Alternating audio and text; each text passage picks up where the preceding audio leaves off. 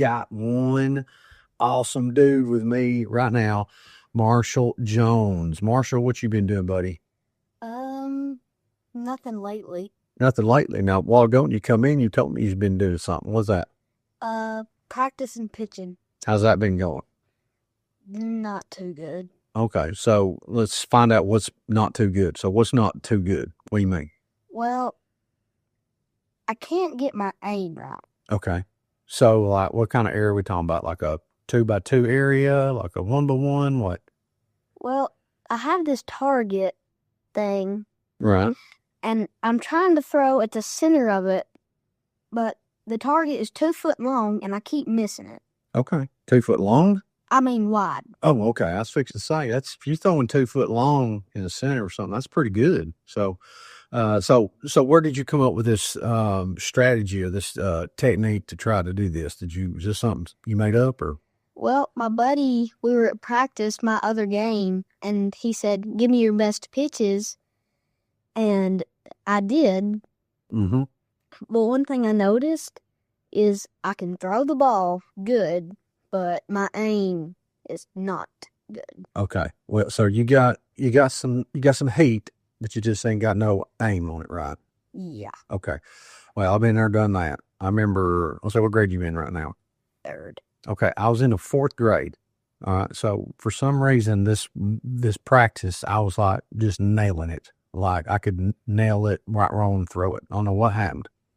So coach thought, hey, here's a big dude. I'm gonna let him throw pitch next ball game. So I did, and I couldn't hit nothing except the guy batting. I hit about 3 or 4 people. They were squalling, crying. Mamas and daddies was yelling. The umpire was like wanting to throw me out of the ball game. Coach finally said, okay, it's time to quit this. Said, sorry, coach, I tried, So, I mean, I knew like when he put me on the mound, I was like, this is not going to be good. That was just a fluke day at practice. So I get it, man. So have you got to pitch yet in the game? No. No, not yet. So you're just getting ready. Yeah. Got you. Okay. So how many years have you been playing baseball? I played 8U for 2 years. Then I played wee ball 1 year, and this is my 2nd year of 10U. So that 5 years of baseball. Man, you've been at it. So you're only 10, so you've been at it half your life. Yes. Okay. And you do anything half your life, you got to be good at it, right? Kind of. Well, I mean, that's the way it usually works. So, you play any other sports? I played flag football and basketball, but I didn't like basketball. How do you play flag basketball? Or is it just flag football? Flag football. Okay. Because flag basketball, that would make no sense, would it? I don't know how you could play flag football. Who knows? You can probably figure it out. Probably right. Right. So I hear recently, you got you a motorcycle, dirt bike. Yes. Is that what it's called? Dirt bike? Yes. Okay. So tell me a little bit about this dirt bike. Is this something you've been really wanting for a long time or? Oh, a really long time. Okay. So it's something been on the radar for a good bit. Mm-hmm. Okay. So what got you into thinking, hey, I'd like to have a motorcycle? Yep. What got you into thinking about that? Did you see it on TV or? Well, some of my buddies, I first got into it when I was at my papa's house, and his son, I think, had a dirt bike and rode me on it, and that's when it hit me. I got you. You's hooked. Yeah. Then you wanted one. Yeah. You had probably wanted one just like he did. Mm-hmm. Little covet going on there, little covetousness. Right. It's okay. God forgives us for that stuff. But anyway, so you started thinking about this. How long ago was this? Maybe I was 5 or 4. 5. So half your life you've been thinking about getting a motorcycle. I got you. So tell me about what's the parameters for this dirt bike? So you had to work for it, save you money, or is this something that you was like just hoping that one day is just going to show up? Maybe Santa Claus is going to bring it or something. I had to work for this. Oh no. Are you serious? You had to work? Yeah. Like, tell me what kind of work you had to do. Well, it was simple because I was with my other Papa Jones, and he was just, I asked him if he could get me a dirt bike, and he said, you have to work for it. And I was like, okay.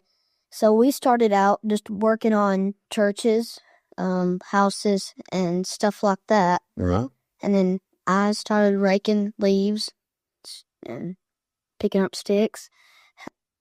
And I helped him with a bucket truck that he's working on. And I also had to make a lot of money to do that. Oh, so I'm gonna guess you there wasn't no shortcuts. Papa, when he says, is that what you call him, Papa? Yes. Okay, so Papa sounds like they'd cut you no slack, like you had to earn it, like real deal earn it. Yeah.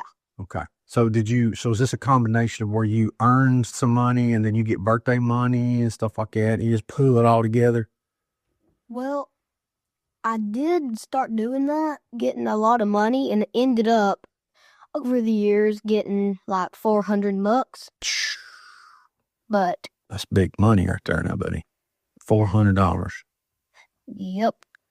But he said the bike was at least $1,000 and something, $2,000. Oh my. But back then it would have only been 1,000. So, That just looks like an impossible task when you're just a little guy, right? yeah, and he said you can pay half of your money for it. And I made a different deal that Oh, you coming in with a little art of the deal there. yeah. I got you. I don't know what it was. I forgot what I made up, but I did something. I said, well, I don't know really what I said. You just know you made the right kind of deal. Yeah. I got you. I made that deal, didn't have to spend any of my money, and I didn't have to keep, it wasn't my papa's bike, because one of the options I had was it's his bike, but I can ride it at any time. Oh, okay. So really this is his bike, but it's really yours. You can ride anytime you want to. Yeah, but it's now really is mine, not his, because that other deal, I have no idea what it was. Well, he's probably helping you out on taxes wise, because you go buy something like that, you're going to be in trouble with taxes. Probably. Yeah. Papa watching out for you there. I now remember what it was. It was that I pay for the gas and all the parts if it gets messed up. Mm-hmm. And he agreed on that, and I didn't have to do it's his bike, but I can ride it anytime, or I got you. I have to half my money with him. So this bike, does it stay at Papa's, or is this like at your house, or is this thing out? Well, I can really do anything I want with it, but I like to keep it at my papa's house, right, because there's not really that much space at my house to ride around on it. Hey, listen, you have some buddies come over. That's the first thing they're going to go after is that motorcycle. They want to ride it. Yeah. And they'll tear it up. I don't care. They'll get out there and spin the wheels and get hurt on it. And you don't want that, right? No. You can't. Let me ask you a question. What kind of dirt bike guy are you? You leave that thing dirty? You clean it up every time you ride it? Well, I haven't really got it dirty yet, but I think. What? Well, I've been trying to get it dirty. How long have you had this dirt bike? A month. A month. Yeah. And you ain't got it dirty. I've got it dirty once, but it wasn't that dirty. You ain't a poser, are you? You ain't one of these that just gets the dirt bike and rides it on asphalt, are you? Are you really getting it in the dirt? I'm trying to do that. Okay. Well, I mean, you got to work your way up. Yeah, I wanted to ride it on a rainy day at their house, but my naughty was like, I don't want you to fall off of that thing. I tell you what, nannies won't let you do nothing fun. They're worried all the time about you getting hurt, right? Sometimes. Let me guess. Papa says, hey, we'll go do this. We won't tell Nani about this, right? Sometimes, yeah. Okay. That'd be our secret. Okay. So, how fast does this dirt bike go? 30 miles an hour. 30 miles an hour? 30, 40 miles an hour. Wow. Okay. You got it up that fast yet? I got it maybe 15. Mm-hmm. But. So you got like a speedometer on this thing, or is this like you just got the GPS going? You're watching your GPS, how fast you going, or nothing? Oh, nothing. So you could be going 50 and not know it. Yeah. Okay.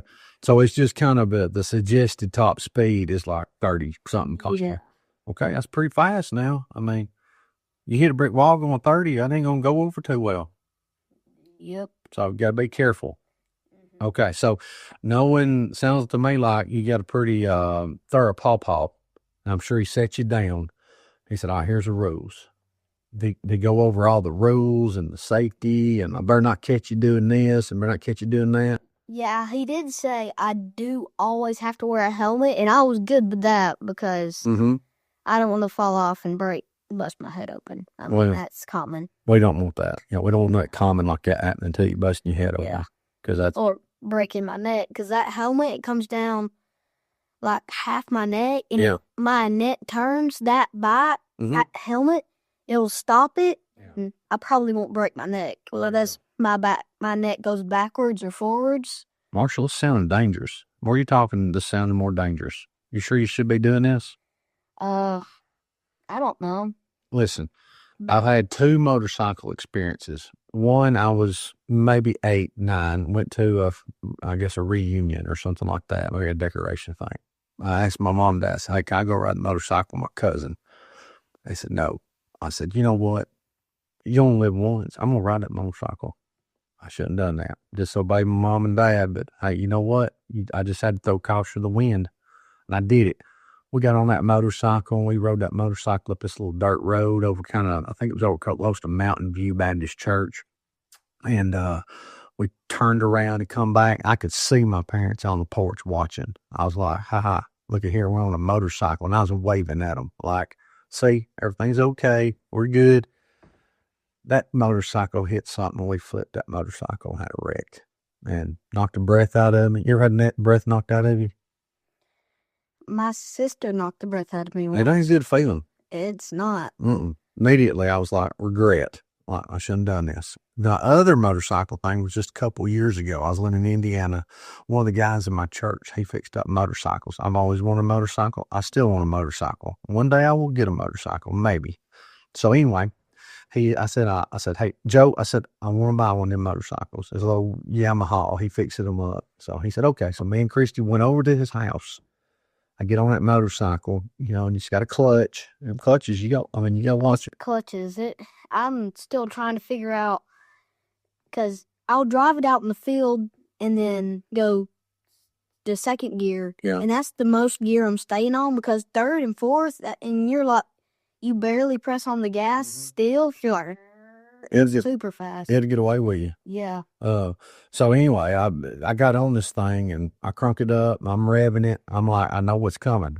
Fixing to pop his clutch. So the first time I did it, it went dead. I'm sure you've done that, right? No. Bunch of times. Okay, so I'm like, I done it once, I done it twice. I ain't gonna do it 3 times nice. I was really like, I'm gonna do this thing. So I crunked that thing up again, pulled that clutch, that thing took off. And so I went down that driveway, wide open, crossed the highway into the ditch. So my wife comes running, Joe comes running. Hey, are you okay, Brother Paul? You okay? I was like, oh, yeah, I'm good. I got up, brushed myself off. Joe goes, it ain't for sale no more. I thought, why is it not for sale no more? He said, I can't live with myself, nor I kill my pastor on the motorcycle I sold him. So that was in my motorcycle dream right there. He wouldn't sell it to me. So probably a good thing on his part. He didn't get me killed. So yeah. But you got to be careful, man. You can't be, out there hot dogging, get your girlfriend over there, be spinning wheels, stuff like that. I don't want to spin a wheel or do anything crazy like try to flip a wheelie like that. It's just too high of a risk. I mean, I'm telling you, you tear up a fender on one of them things, you know what they're going to cost probably? No. Papa ain't going to be happy you tear a fender up too. So what about, let me ask you this. What about, is Dad a little bit more free spirited than Papa? Or Papa a little bit more free spirited? They're about the same. Okay, so they both got little steady hands on like letting you live a little bit and have some fun. Yeah. But I guess Nani and Mama are a little bit more reserved. Yeah, they want me staying real safe. I got you. Well, they know they're gonna be the ones taking care of you if something broke. Yeah. Yeah. Oh, Papa and Daddy gonna go to work and have a good day, and Nani and Mama's gonna be at home taking care of broke bones. Yeah, and the bad thing is my mom, she works for Oval, right? She's I don't. She works from something to 5, Right. and then when she gets that done, it's gonna be starting dark, and she can't keep getting up and making sure I'm okay, Yeah. or else she's gonna miss a lot of people calling in on stuff. I got you. Well, you just you gotta weigh the costs. Sometimes it's just not worth it. So, but if you just take it easy, be careful, don't get too wild with it, and then you build your way up to it. We might see you one day doing all this wild jumping up in the air. You ever seen those? Yeah, I've seen them where they go 10 feet up in the air, do a spin, and come back down and just about crash. And I'm like, ugh, I don't want to do that. So have you got all the brigade, the suits, the foot stuff, all that? No, but my mom did get me some glasses or goggles to go over my helmet that used to be my dad's when he had a dirt bike. Yeah. And I'm using that one and the glasses, but I haven't rode on it with the goggles yet. But I'm thinking to, like, maybe after my game Friday, when I go home with them, maybe that Saturday morning or after it's not too dark. Yeah. Hey, listen. Because you got to cranking things up every once in a while, or else something's going to refill the gas or something's going to. Yeah. What kind of, so let me ask you a question. What kind of gas you putting in that thing? You putting in like high octane? You putting in cheap stuff? I don't know that. Or is Pawpaw handle that? Pawpaw knows what gas to get, but I pay for the gas. I bet you Pawpaw ain't putting no cheap stuff in there. He's putting the good stuff in there. He probably is, and the good stuff's like $20 a gallon. Psh, $20 a gallon? Not a gallon. What is this, airplane fluid? I mean, $20. It takes $20 to get a tank of it, probably. Yeah. I got you. That's a little bit more reasonable. Speaking of that, my dad, I don't know why he did this, but he bought a racing go-kart one time. Just bought it. I don't know why. This thing would sit about 2 inches off the ground. It was a little racing go-kart. Had like racing slicks on it. Like this thing would go, it had a clutch. It would go like maybe 70 miles an hour. It was fast. And so anyway, I never could figure it out. Just that clutch, clutch is just terrible. Right? Yeah. But I got a 4-wheeler. Right. Racing 4-wheeler that he got me. You've got one right now. A racing 4-wheeler. Yeah, he got me a few years back. From one of his buddies. And that thing, it'll go. I mean, are you serious? Yeah, me and my uncle Michael, we got on that thing before he turned down the speed. Yeah. And that thing, you could press the gas on it, it would just go woo. Man, well, you just got a lot of dangerous machines around you that you set on. So, what about horses? You ever been on a horse? At Mr. Nick's, I got on a horse. How'd that feel? A little scary? A little scary for the first time.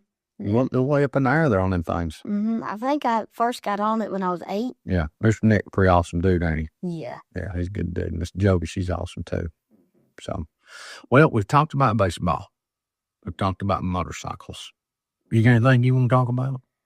I don't know. Well, let me think here. So let me ask you a couple questions. All right. So, so you hang out with Pawpaw a lot, right? Yeah, I go any chance I get. All right. Tell me what makes Pawpaw so great. Well, at my house, we don't really have anything that as much as he does, because he got a lot of land, creek right by his house, and then a jungle gym. Yeah, that he got for us. And well, Pawpaw's been at it a little bit longer than everybody else. He's been able to save up a little money, much stuff. So maybe one day your kids will be able to look at your dad and go, I'm going to go to Pawpaw's. So that's what I'm hoping. So you like hanging out at Pawpaw's and see what kind of words of wisdom does he give you? He always tells me, that's what a Jones does. That's what a Jones does. So there's like a Jones theology here. That he taught me. If like I do something really smart, he'll say, "That's a Jones." Hey, He's, put a job on sports. he's teaching you. He's training you. That's means something. That's good. He's teaching me how to fix stuff and do a lot of like rebuilding. Yeah. And help me figure out how to do that. That's awesome, man. And he also takes me fishing a lot. Yeah. And he taught me how to tie a knot, a regular knot. You put the line through it and then you twist it 7 times. Put the line through a little hoop, something, and then you pull it tight. And I learned that trick, but sometimes, even now, I still get it wrong. And it'll turn out just a bunch of big squiggly lines. Yeah. I'm sure he's proud you're trying though. Yeah.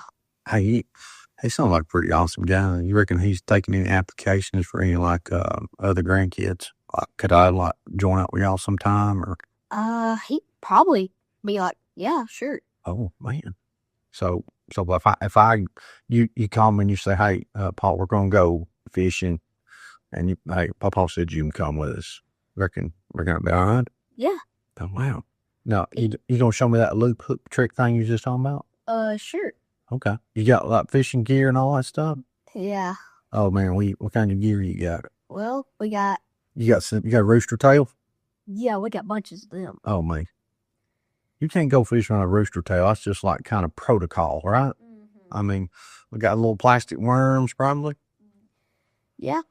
Plastic worms. Now you got your little spray stuff on it, kind of puts a little bit of scent on it, or? Well, no, we've never had the spray stuff, I don't think. Oh, okay. Y'all ain't putting on that artificial stuff on there, are you? No, we just use what's on it out of the bag.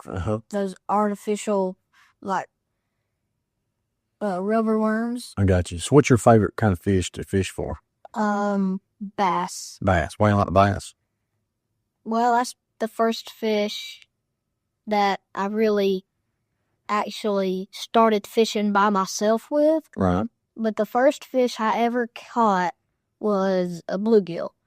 And I'm really good at catching those. Right. But it takes a little bit of practice down at the creek because there's so many trees around it. And we have this rod that'll throw super far.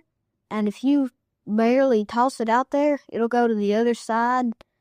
And sometimes I don't really want to get in that water. I don't know why. But I'll have to. You ever seen snake down there? Yep. Ooh, I'm not better waiting on getting water. Yeah, that's sometimes during the summer. I'm like, can you go with me? Or stand right there? Are you scared of snakes? I'm scared of water snakes. Okay. I don't want one going up my britches. Oh, man, I'm telling you what. If you get one of them up your pants leg, you coming out of that water. They won't like it. No, I wouldn't do it either. So you gotta go fishing. You got like hang out with Papa. What about, what'd you say? Mimi? Is that her name? What'd you say? Nani. Nani. What's so great about Nani? Well, she teaches me about the garden and gardening, a lot of that. Right. And this sounds like a TLC TV show. You learn to fish and garden and stuff like that. And y'all make furniture too? No, I don't. My papa can make something, but he sounds like one of them papas that can do anything. He can. I got you. So that's awesome, man. So did he teach you? I'm super proud. I don't doubt it one bit. So anyway, so Nani is in the garden teaching you all that kind of stuff. Yeah, she's teaching me where to grab like okra. I used to just grab them and be like, ow, because I got all those pokies, and she'd be like, grab it right here. She taught me how to garden. Okay, that's good. What do you like to do out of a garden? What's your favorite thing to eat? Corn. I don't blame you one bit. That's good stuff. Right. But I don't really like cream corn. I just like it straight off the cob, no butter, homemade. Okay. Homegrown. You ever had it roasted? Like on a grill? On a ear corn, just a whole ear corn on a grill? Yes. Pretty good. Man, that's awesome. So, all right, so we talked about a little bit about baseball, motorcycles, talked about Nani and Paw. So let's talk about mom and dad a little bit. All right, so So tell me about Dad. What's a good day with Dad look like? He'll take me down to the farm, and we'll fish down at the pond. Yeah. A little bit sometimes. Okay, here's the deal. Does he know as much as Papa does about fishing? Yes, he does. So they're on the same level about teaching me. Oh, so they got, okay, I got you. Reckon they're kind of behind the scenes saying that you're teaching this time, I'm teaching this time. Yeah, but Daddy, he teaches me about hunting. Okay. He's the hunting guy. I got you. I hear he's a good one. Mm-hmm. Well, that's awesome. So have you been hunting with Dad yet? Several times. Okay. But tomorrow, he said he might take me hunting. Oh, what you hunting for? Turkey. Turkey. You know, I hear that's pretty addictive. If you start hunting turkey, you can't quit hunting turkey. It's, to me, deer is my most addictive hunt. Really? Yes. So what is it about the deer that you like the most, deer hunting? Well, you don't know if you're going to get one or not. You don't know if it's going to be a doe.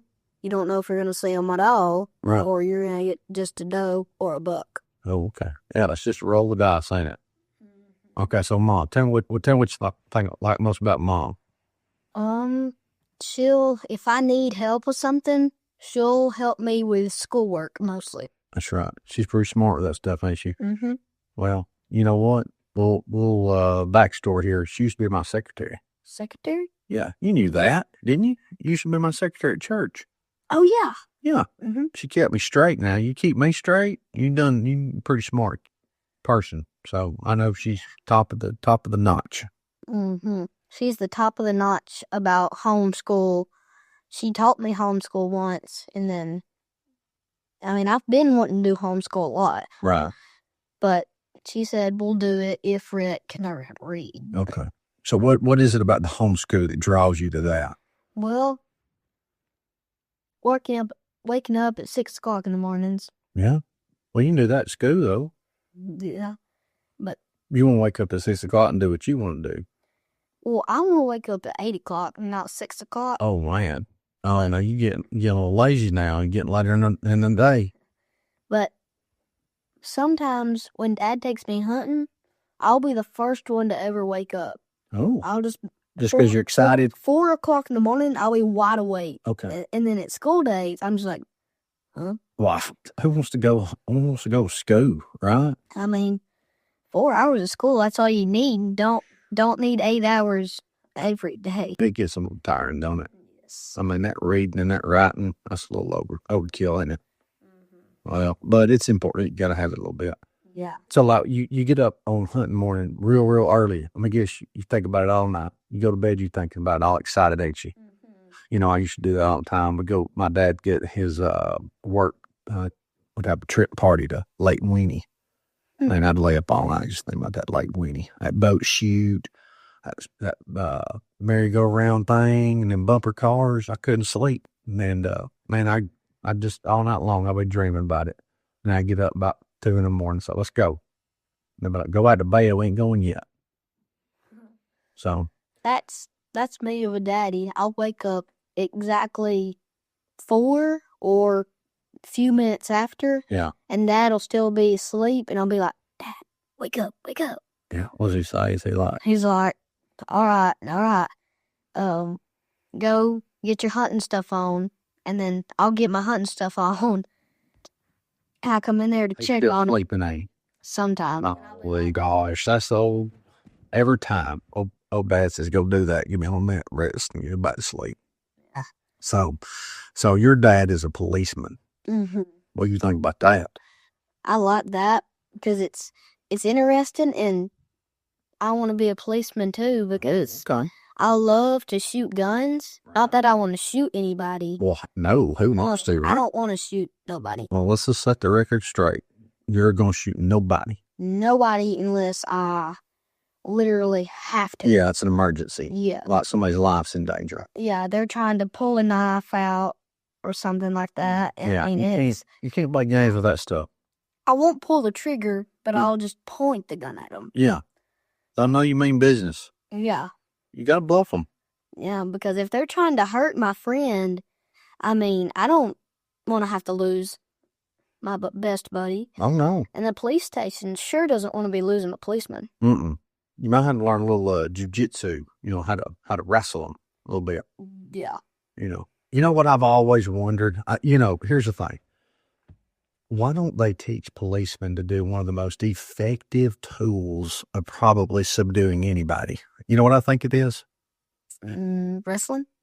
No. Teaching how to get somebody down. When I say this, you're going to be like, that is a genius. And everybody that's listening to this is going to be like, that's unbelievable. But here it comes. You ready? Yes. Tickle.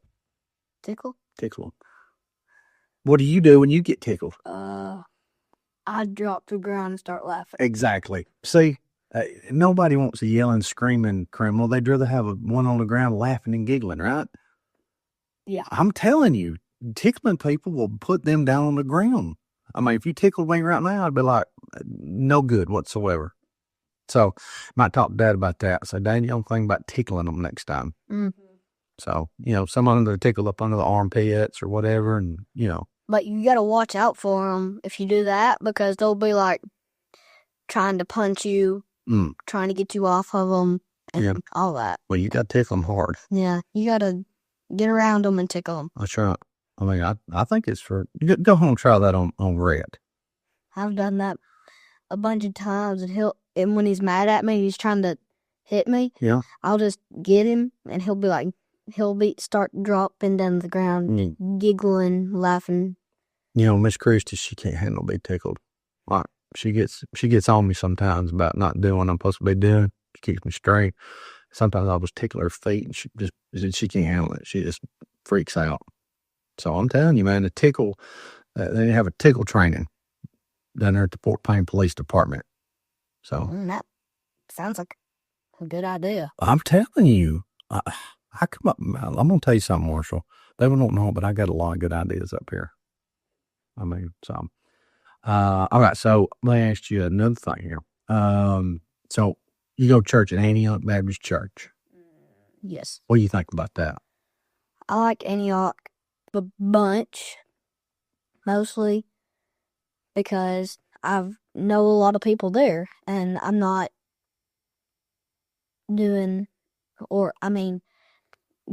to churches that nobody's just like, oh, hello, Right. and then gone. Right. Because at Antioch, there's a bunch of people I know, and they'll tease me. Hey, they're friends. Friends. Right. They know you. Kind of like where everybody knows your name. Yeah. I bet they don't tickle you, though. That'd be bad.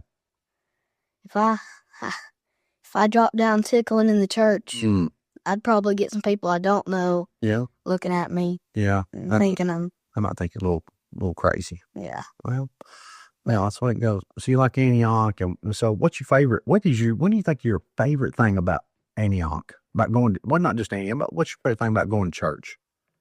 I mean, you're 10 years old. You've lived a pretty good long life so far. So what do you enjoy about going to church? I'm getting where I do really like to do the flag. I get to see my friends, and then because on Saturdays and Sundays, and like when on weeks out, like Christmas, I won't get to see them for a long time. I know. And then I come to church, and I get to see them. Yeah. And that's... So you enjoy seeing them at church? Yes. So let's talk about this flag. You said this flag thing. So for those of you listening, when we do kids' church, sometimes kids will get the flag. You got to follow the kid with the flag around, right? So you're the flag guy. And so you try to take the role of leader right there. Yep. Yeah. So you ever steered them wrong? You ever gone the wrong direction or anything? The first or second time I did, I think I went the wrong way around the church. Oh, man.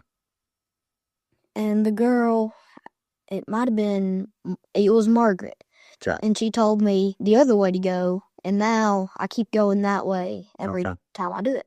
Oh, man. Well, here's the thing I don't understand. Okay, so y'all get that flag and y'all come right in the front and you go around up the thing and you go back in through the back doors. You make a loop around. Why is that the pattern? Why is that the path? If you go the other way, you go up that way, back that way, and then down, back that way. But if you go the other way, you go that way, back up, back down, and just simple. So there's a strategy to this flag situation. Okay, so then y'all go to a kids' church and y'all learn about the Lord down there, and y'all sing and draw and learn hear a Bible lesson, and then y'all, what else y'all do down there? Well, I'm gonna have to bring back some memories. Okay, bring them on back. Well, back. We would always get a snack, and I'm always. So what kind of snack are we talking about here? We talking about Little Debbie's? We talking about like Cheez-Its? Sometimes that's nursery stuff, right? Yeah, but well, you're thankful, right? You're thankful. Yeah, okay. Thankful to have something, right? Because he gets hungry during the church, especially if the preacher just keeps preaching, just keeps going, won't stop. I mean, sometimes you need to bring a snack or something.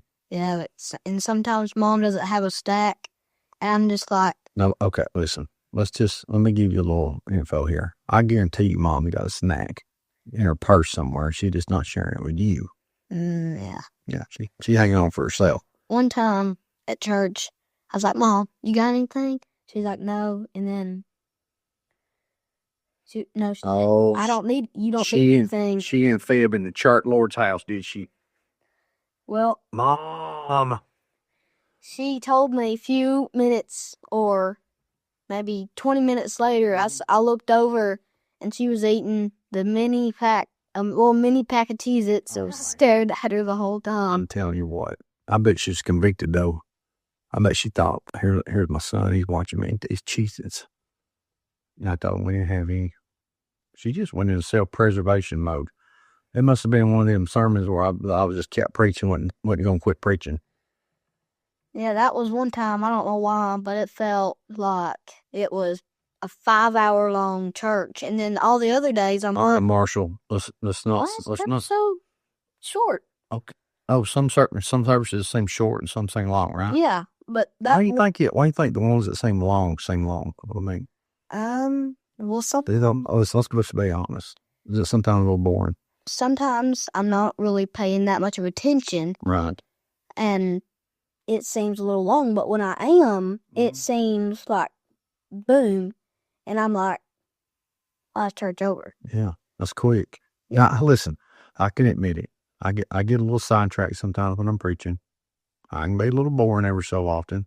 I mean, I can't be up here on like high level at all times. I want to be. That's where I try to be at. But I try to keep it interesting. I try to keep people's attention. But I'm just a man, flesh and blood. I can't do it all the time.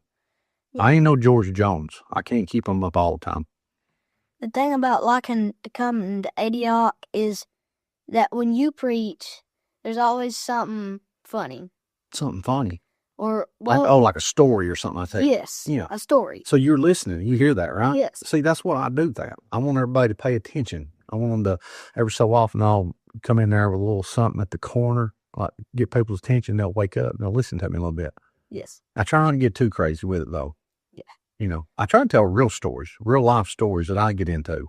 I've been in some wild stuff, fun stuff. The last one you said at last church really got me up and going about you. Remember it? Yeah, you went down with your buddy to get a deer, but oh my, yes, I told that this week. And you picked up the deer, put it on your shoulders, and then you told your friend you're gonna have to push me behind, and he was having a little too much fun. Yeah, and I was like, I watched him hands back there. Yeah, that was some good stuff, good fun stuff. So let me ask you a question. We got a lot of things going on in this world. All right, you keep up with news or anything? What's going on? Sometimes I watch the news and I'm with Nani. Okay, so let me ask you a question. We got this big thing going on right now, tariffs. All right, so you ever heard the word tariffs? So let me give you an example. Let's say you and your friend are on the playground. All right. So y'all got these marbles. You want to trade marbles or knives, whatever. All right. So you say, I'm going to trade you this knife right here, but I'm going to trade you this knife and I'm going to charge you extra. And the other person says, okay, well, I'm going to charge you extra. All right. And so that's what we got going on right now. So you got China wants to charge us all this extra tax on top of what they're selling us. And then we're done with it. We ain't going to do it no more. They just want to be fair. You think that's right? It should be fair when it comes to training. Yes. Yeah. Should be fair. If you're trading something, you give it to them and they should give it back. Right. Or give something back. But if you charge them, I mean, that's a little bit on the mean side. I'm telling you, especially if you're the one paying it, right? Yes. Well, because nobody wants to pay $5 extra. No. Or something. No. Hey, listen, that's the thing. You start paying that kind of money for something nice and you got to pay a little extra for it. I think it gets a little crazy. Uh-huh. But here's the thing. Sometimes you ever heard this thing called boot? Boot? Like, I'll sell you this, but I want some boot in return. In other words, so if you got two knives, let's say this knife over here is a nice one. I mean, this is a Paula Deen knife over here. Okay. So then you got another little knife over here. And this Paula Deen knife, I mean, it's top notch. I mean, it's top shelf stuff and it's worth more than this one. Okay. So you say, I'm going to trade you straight up, but you're going to give me some boot. In other words, so I'm going to take $5 for this knife. It's worth 10. So I want you to give me an extra $5. We're going to swap. That's what boot means. I'm going to give you this, boot that, some more. Okay, I'm going to bump it up. So sometimes you buy some things that are a little bit more on it, but that's okay. That's just the way that goes. You know, Sometimes you don't trade straight up. Sometimes what you're trading for is better, and sometimes you're trading down, trading up, trading sideways. You just trade. The church. Yeah. So you're at bias. If somebody was asking you, so, hey, how do you calm a situation down on the playground? What would you tell them? I would tell them, hey, calm it down. It's not that big. Right. And I'll try to keep peace between them and another dude. I got you. So you kind of keep the rule and order going. Yes, I try to do that. That's good. Somebody got to do that. Did it get out of hand out there? Them teachers ain't watching that good, are they? I mean, our coach, sometimes he'll be looking. Yeah. And he'll see somebody that's just standing up at where you go down the slide, and he'll be like, "Go down the slide." Yeah. Because somebody's up at the top. Yeah, and we're just bottlenecking everything. Yeah, and we're down at the bottom waiting. Like, gosh, I hate that. Yeah, but there's one good thing. Now, is this one of them big tall ladders way up in the air? Yeah. So you got, not only you got people that's being like insensitive to everybody else, but you got a dangerous situation on your hands too. Yeah, like there's one that doesn't have that tall. Yeah. Of a protection. Yeah. But if you let go backwards, you're just gonna go back head first, and the rails on it ain't that tall, and I always grab on the pole when I get on that one. Yeah. Because it's high, and if you fall backwards, the stairs on it are kind of like at a real downward angle. Oh. Not straight down. Yeah. But like hurt you. Like how a triangle, the side of a triangle. So if you go backwards, you're gonna be hit steps going down it. Yeah, you're gonna hit just like she's on a grader. You'll be shaving that back off down them steps. Yeah, and those steps they got grip on them, and it's steel, and if you're going home, leaving a little skin at the playground that day. Okay, so let me ask you a question. Got mom and dad listening. Mom and dad's not just your mom and dad, but mom and dad's listening all over the place. What's some advice that you give those mom and dads? What does a little boy, what's he need the most from mom and dad? Love and protection. Love and protection. Okay. My dad, he tries to keep me protected a lot. And my mom is always caring for me a lot. And they're both doing this same thing a lot. Sure. When do you feel most loved? When one of them will just be like, "Hey, my dad will just come up on me some days and be like, "Hey, do you want to go hunt in the morning?" And I'm like, "Yeah." And then my mom will sometimes be like, "I'm gonna check you out at school." Oh, and that's a big deal there. We're gonna have a fun day. Oh, or we're gonna go get a haircut and have a fun day. Oh, what's a fun day look like? What do you do usually? Well, my mom will usually do it, or we'll go home. We'll just have a day at home. There you go. Do some fun stuff. Or on Good Friday a few weeks ago, she checked me out for my haircut because I got rid of my mullet. It was getting in the morning. And mullets, they ran their course. Yeah, and I thought at first I don't look too good at this. Yeah. And well, I got cut off. Then we went to Sonic. Yeah. We got a slushie and a corn dog, fries. Man, that's a good day here now. Mm-hmm. And then sometimes when my dad will take me hunting, we'll always mostly get something when it's deer hunting. Yeah. Last season I didn't get one at all because my dad had to take, for some reason, he had to go overtime a lot. Yeah. And he tried to take me as most as he could. Sure. And I was like, hey, thanks. And he's serving and protecting. Yeah. At all costs. He's trying to take me whenever he can. Yeah. Well, he's keeping peace on the playground down there at Fort Payne, just like you're keeping peace at the playground at school. Mm-hmm. Y'all doing the same job, just a little bit bigger, a little bit different stage there.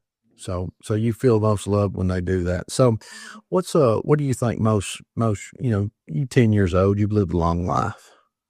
What do you think is one of the biggest problems that maybe little boys face today?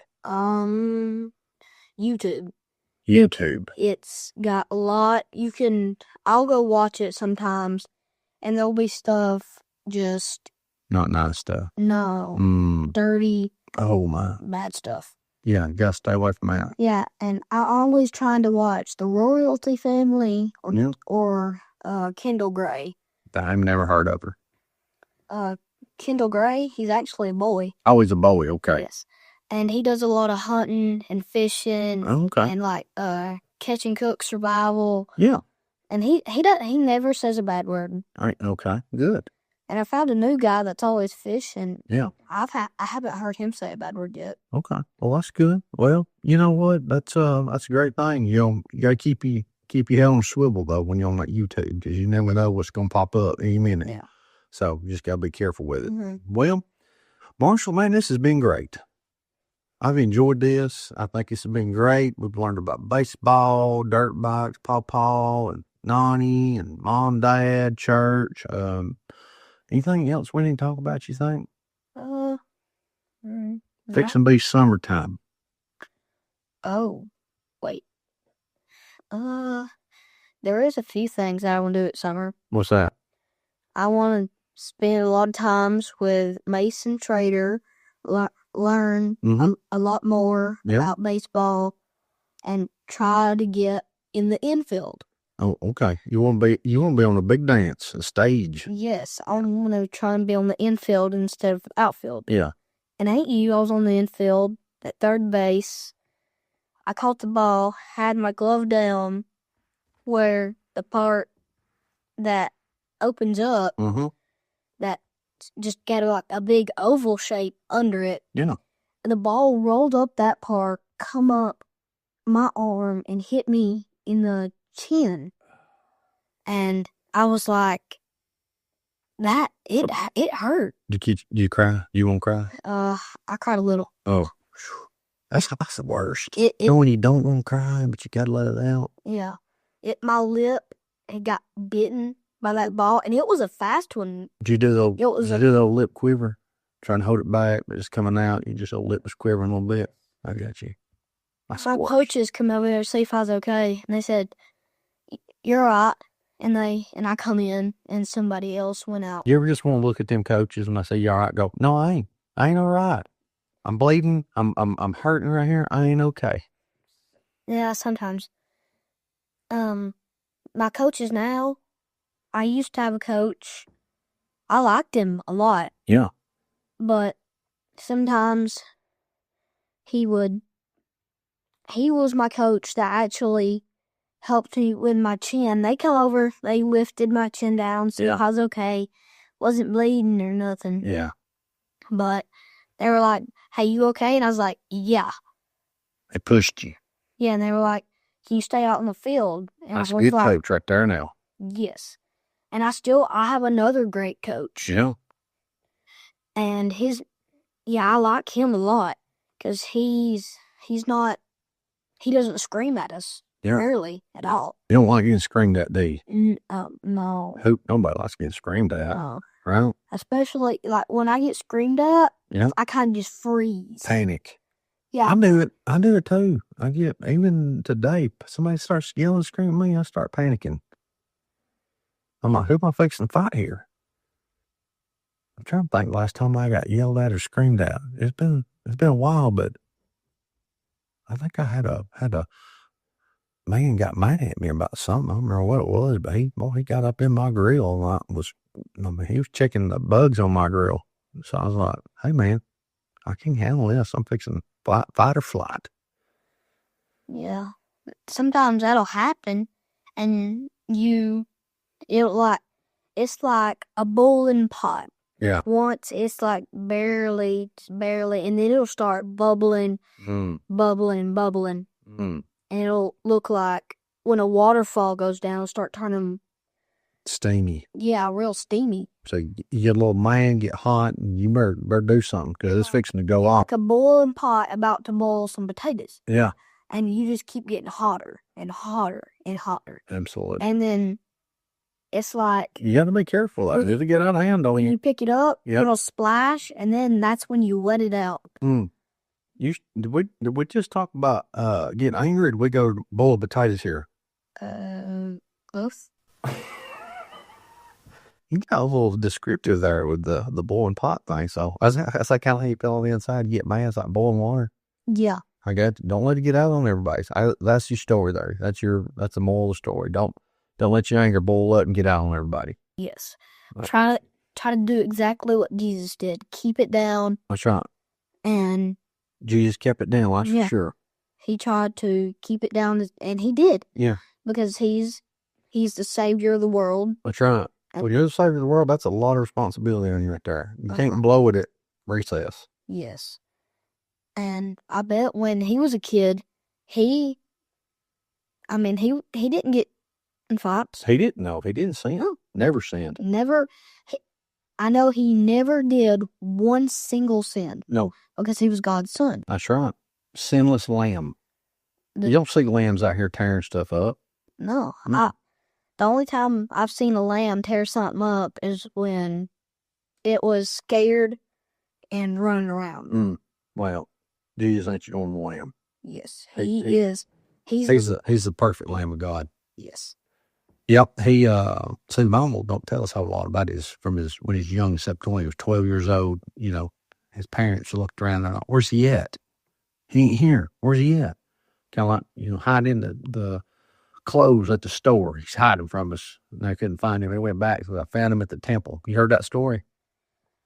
No. Yeah. So they go to the temple and they leave. They get down the road and they're like, hey, where's Jesus at? And she's like, I don't know, where's he at? He's like, I thought you have. She said, I thought you have.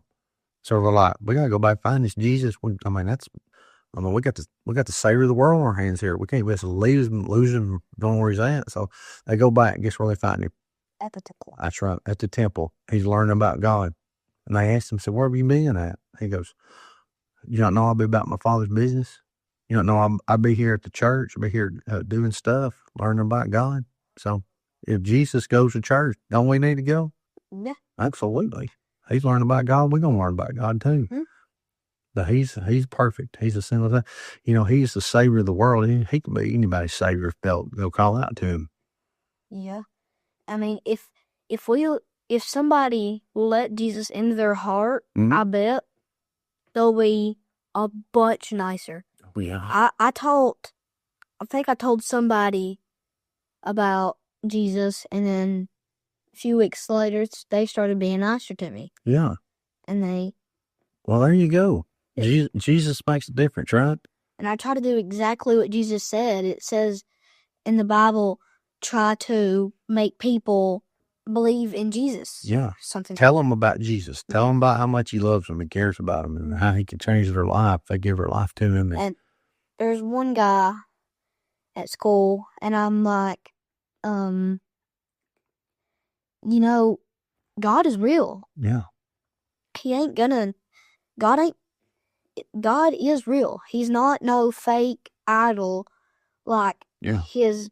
So is this like the combo you have like before you're like setting everybody straight, or is this after? Is this a part of the hey y'all need to settle it down here? Let me tell you about Jesus while I'm telling you to settle down. Well, the thing is that his mom lets him cuss. Ooh. And tried to be like, hey, That's not nice. do you want to learn about the Bible? And he's like, no. But he believes, I forgot. Were you running with a bunch of motorcycle gang people? I mean, you got people fighting out there saying bad words. I mean, kicking you in the shin. What kind of folks are these you running with? I don't know, just people that I've seen. I thought he was a nice guy at the beginning of the year. Yeah. He had he had some dog cards about some dogs. Uh-huh. And I thought, hey, this guy might be a pretty good. Got a lot of promise here, being a good friend. Yeah. And then a few weeks later, he started being real sassy. Sassy. Whew. And I was like, hey, bud, what are you doing? And he was like, he got mad at me, and he said, I don't give two bad words about something, he said. Oh, my. And I was like, what'd you just say? And he repeated it. Yeah. And I was just stunned. And you was like, that's what I thought I heard. Well, maybe he's having a bad day, reckon. Yes. But that's now. You ever having a bad day? Sometimes, yeah. What's your bad day look like?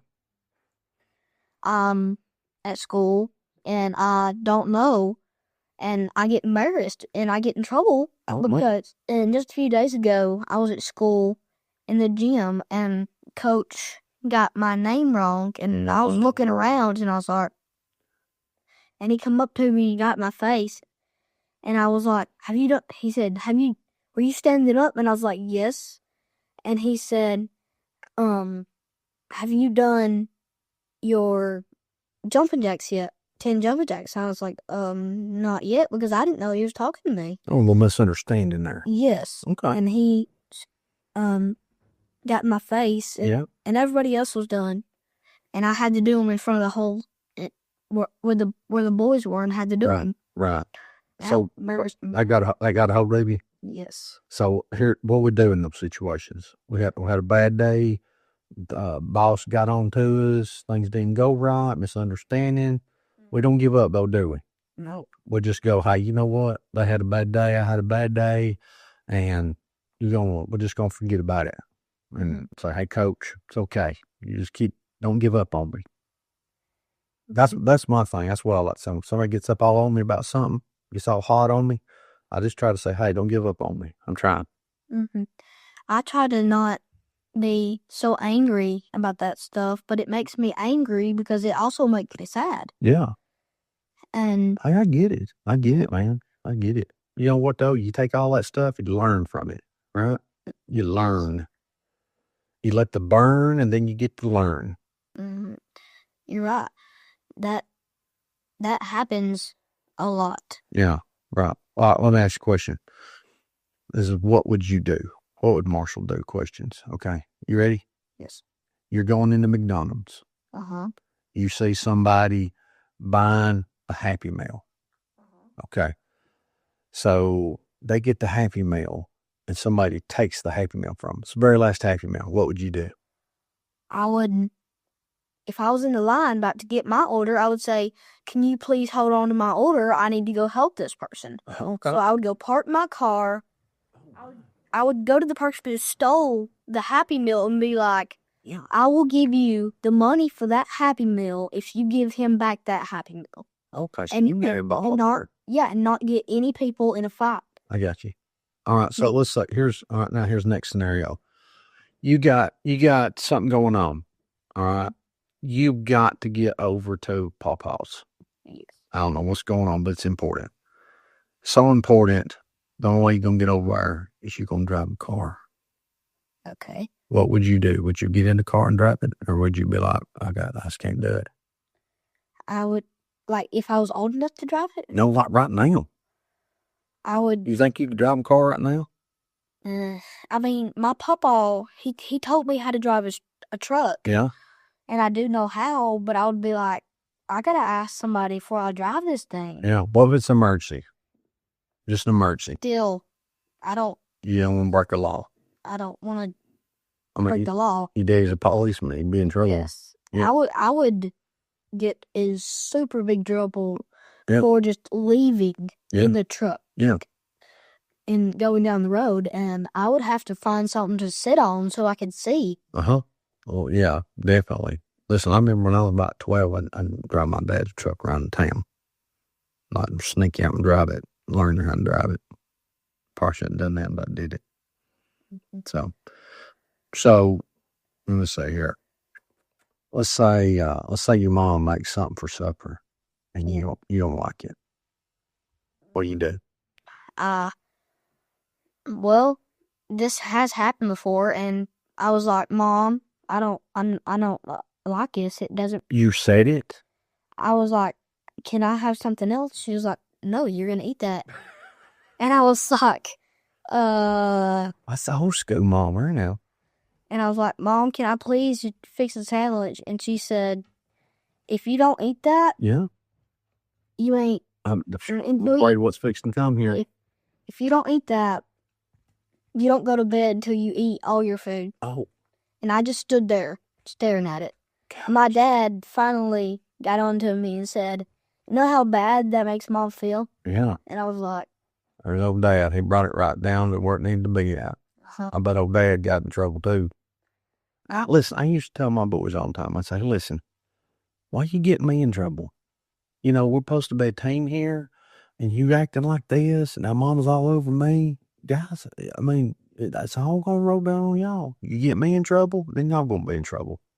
So probably what happened was Mom said, hey, you know what your son's out there doing? Acting like he don't want to eat no food. And then Dad got upset, and then everybody gets upset. And my mom told me there's kids in Africa that are just starving. Absolutely. And that made me proud. That's why, that's why I always finish a little Debbie.